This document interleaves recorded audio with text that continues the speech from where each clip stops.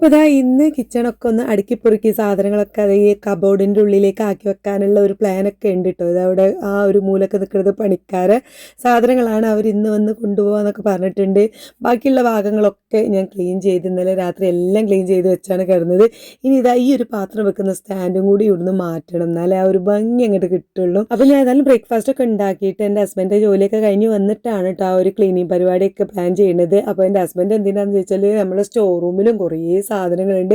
അപ്പോൾ അവിടെയും കൂടി ഒന്നാണ് ക്ലീൻ ചെയ്യുക, ഒക്കെ അങ്ങോട്ട് വലിച്ചിട്ടിട്ട് അവിടേക്ക് ഒന്ന് ക്ലീൻ ചെയ്ത് എല്ലാം അങ്ങോട്ട് തന്നെ ഒതുക്കി പൊറുക്കി വെക്കാം. ഏതായാലും നമ്മൾ അടുക്കള വൃത്തിയാക്കുകയാണ്. അപ്പോൾ ഇനി ഒരു നോമ്പിൻ്റെ ഒരു നോമ്പും പണി അങ്ങനെയുള്ള സംഭവങ്ങളൊന്നും വേണ്ടല്ലോ. അപ്പോൾ ഒക്കെ അങ്ങോട്ട് എല്ലാം അങ്ങോട്ട് വലിച്ചിട്ടിട്ട് അങ്ങോട്ട് തന്നെ വെക്കാമെന്നൊക്കെയാണ് വിചാരിക്കുന്നത്. അപ്പോൾ മൂപ്പരും കൂടി കൂടിത്തരാം, എനിക്ക് ഇങ്ങനത്തെ പണികൾക്കൊക്കെ മൂപ്പര് നല്ല രീതിയിൽ തന്നെ ഹെൽപ്പ് ചെയ്ത് തരാറുണ്ട്. അപ്പോൾ ഞാൻ വന്നിട്ട് അത് ചെയ്യാമെന്നൊക്കെ കരുതി.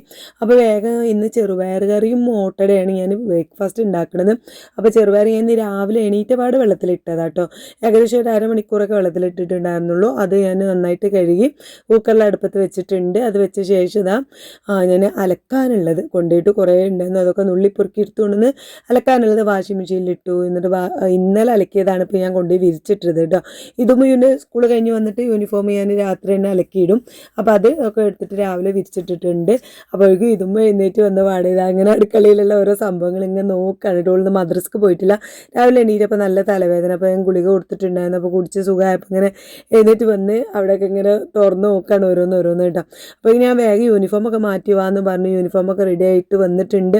അപ്പോൾ ഓട്ടട ഉണ്ടാക്കുന്ന ചെറുപയർ കറി വന്നിട്ടുണ്ട് കേട്ടോ. അപ്പോൾ അതിനുള്ള മാവ് ഇങ്ങനെ കലക്കി വെക്കുമ്പോഴാണ് ഇമ്മ വന്നത്. ഇമ്മ വരും പറഞ്ഞിട്ടുണ്ടായിരുന്നേ.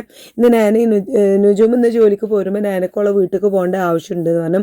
അപ്പോൾ അമ്മ അവിടെ ഒറ്റയ്ക്ക് നിർത്തണ്ടല്ലോ, ഇപ്പോൾ 2 ദിവസമായിട്ട് ഇങ്ങനെ ഒരു ക്ഷീണവും കാര്യങ്ങളൊക്കെ ഉള്ളതല്ലേ. അപ്പോൾ അവിടെ ഒറ്റയ്ക്ക് നിൽക്കേണ്ട അങ്ങോട്ട് പോരിയെന്ന് പറഞ്ഞ് അവൻ നുജും ഇവിടെ രാവിലെ പോകുമ്പോൾ ഇവിടെ ഇറക്കിയിട്ട് പോയതാണ് കേട്ടോ. ഇനി രാത്രി പോകുമ്പോൾ മന കൊണ്ടുപോകും. അന്ന് അകത്തേക്ക് കയറിയത് എങ്ങനെ നേരെ പോയത് കിച്ചണിക്കാണ് കേട്ടോ. കിച്ചണിൻ്റെ പണികളും കാര്യങ്ങളും കബോർഡ് വെച്ചതും പ്ലേറ്റ് വെക്കുന്ന സംഭവങ്ങളൊക്കെ വേഗം ഓടിയോ പറഞ്ഞ് എല്ലാം ഒന്ന് തുറന്ന് നോക്കി. അപ്പോൾ ഇതൊക്കെ ഈ പണികളൊക്കെ ഞാൻ അപ്പൊക്കെ നടക്കുന്ന സമയത്ത് തന്നെ അങ്ങനെ കാണിച്ചു കൊടുക്കാറുണ്ട്, എന്നാലും നേരിട്ട് കാണാൻ ഒരു പ്രത്യേക ഭംഗിയല്ലേ. അപ്പോൾ അതൊക്കെ കണ്ട് പിന്നെ ഞാൻ ഇതുമൂൻ്റെ ഒപ്പം ഉമ്മാക്കും ഓട്ടടയൊക്കെ കൊടുത്തു. ഉമ്മാക്കും ഓട്ടട ഭയങ്കര ഇഷ്ടമാണ് കേട്ടോ. അപ്പം ചൂടോടുകൂടി ചുട്ടുന്നത് കണ്ടപ്പോൾ ഉമ്മാക്ക് ഒരു കൊതി. അപ്പോൾ ഇതുമൂൻ്റെ ഒപ്പം എൻ്റെ അമ്മയും കഴിച്ചു. ഉമ്മാക്ക് പിന്നെ ഓട്ടടയ്ക്ക് അങ്ങനെ കറിയൊന്നും ആവശ്യമില്ല കേട്ടോ. ഞാൻ ചിക്കൻ കറിയൊക്കെ ഉണ്ട്, പിന്നെ ചെറുപയർ കറിയൊക്കെ ഉണ്ട് പറഞ്ഞിട്ടോ. അതൊന്നും വേണ്ട, എനിക്ക് ചൂടോടുകൂടി അതും കഴിച്ചാൽ മതി എന്ന് പറഞ്ഞ് കട്ടൻ ചായ ഉണ്ടാക്കി കൊടുത്തു, അതൊക്കെ കുടിച്ചിട്ടുണ്ട്. പിന്നെ ഇതാ ഇതും സ്കൂൾക്ക് പോയി അതിന് ശേഷം ഞാൻ എൻ്റെ ഹസ്ബൻഡിന് വേഗം ഫുഡൊക്കെ എടുത്ത് വെക്കണം ഊപ്പര് വരുമ്പോഴേക്കും.